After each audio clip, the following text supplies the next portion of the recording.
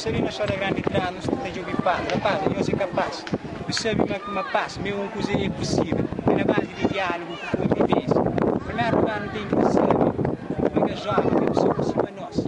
Tem um momento exato que não tem que ter hoje.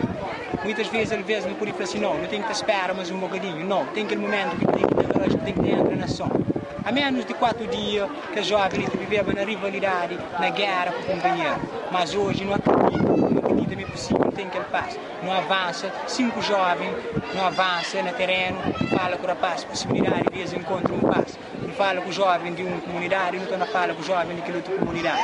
Depois, não fazer esse encontro com o companheiro. Aliás, depois reencontra, como a não sabe, mas esse capaz de ter paz. Como paz é possível. A mim acredita, no momento exato, quando começa até hoje, a promover aquela cultura de paz. Como a nós não tem que ser resistente. Que é resistência contra o que? Resistência é contra algo que é oposição a nós. Nesse momento ali, o que é oposição a nós?